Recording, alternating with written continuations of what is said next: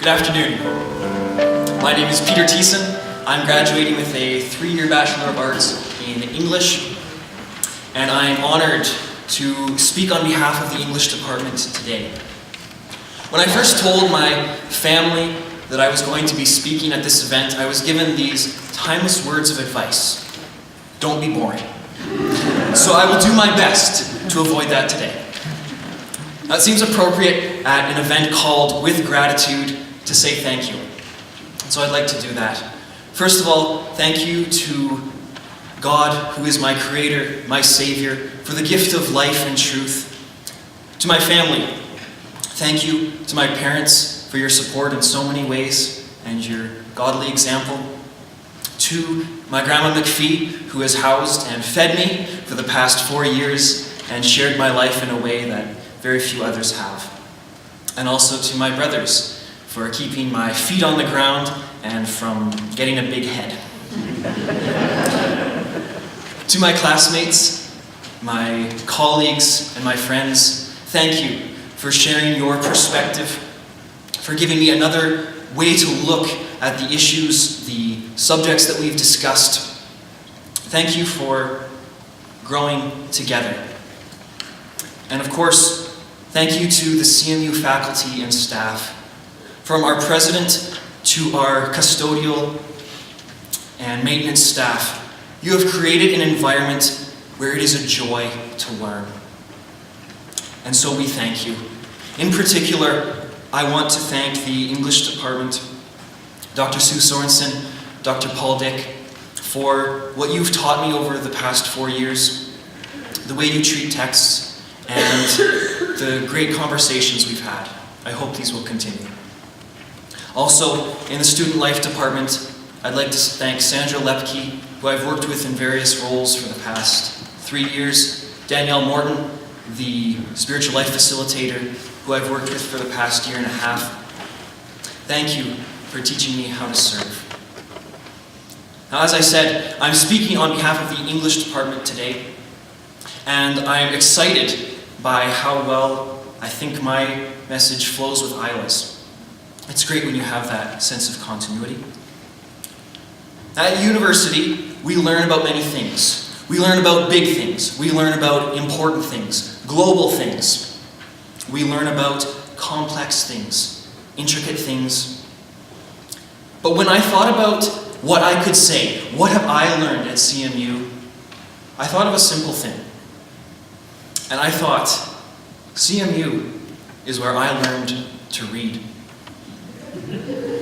Now you may think, oh, it sounds like you needed kindergarten, not university. But hopefully I'll be a little clearer as I move forward.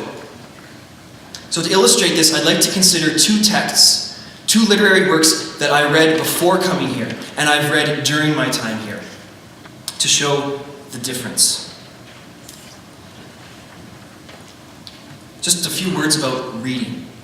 I don't remember much about it, but I'm sure it was an exciting time to discover that these symbols we call letters, they work together to make words. And then words work together to make sentences, and paragraphs, and chapters and books.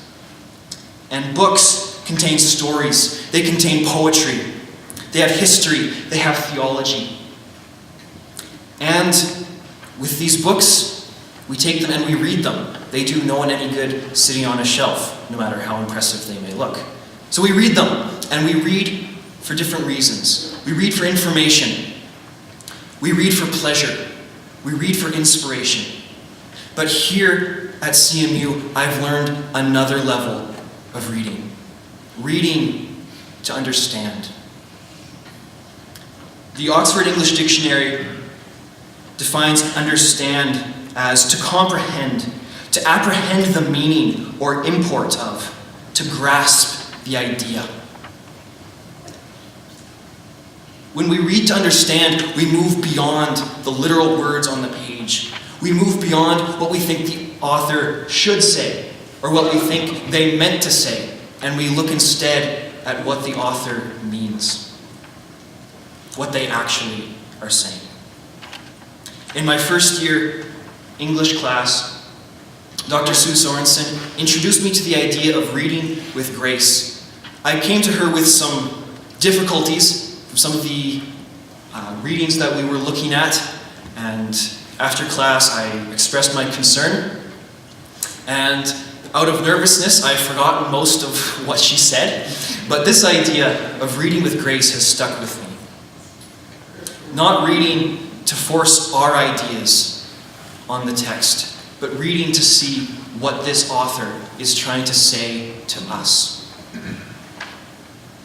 And so with that, I'd like to look at two works that I've been introduced to.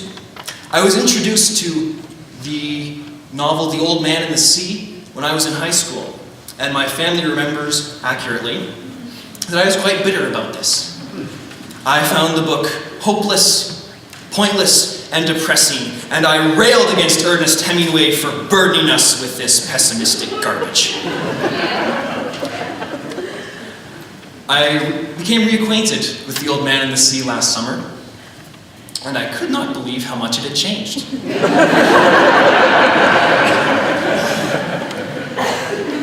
But in reality, I know I was the one who changed.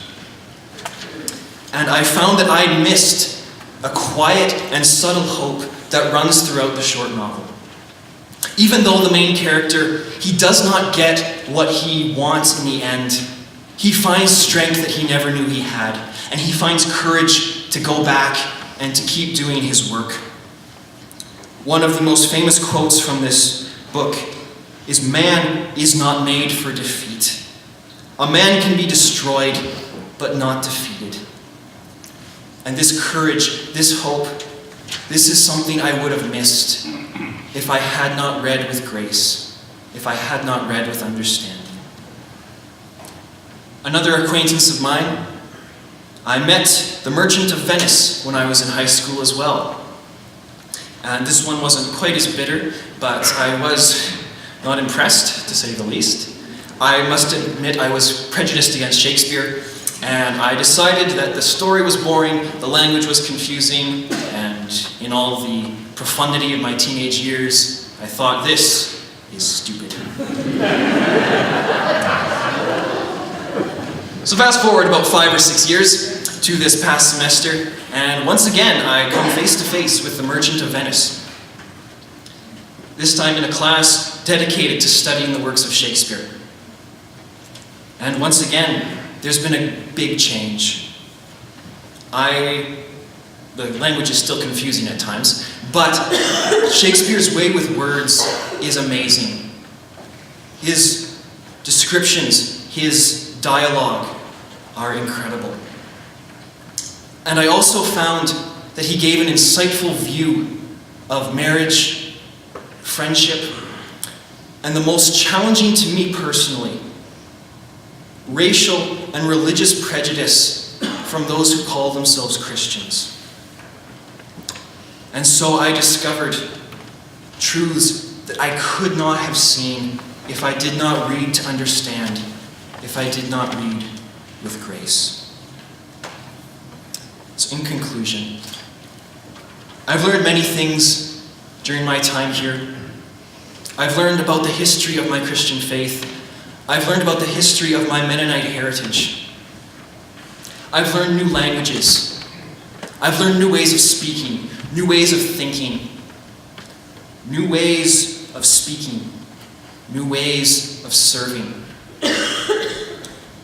But for me, one of the things I am most grateful for is that at CMU I learned a new way to read. And I'm not disappointed to say that. I think that is a high commendation. So thank you to everyone who has played a role in this, and I am so thankful for CMU, the place where I learned to read. Thank you.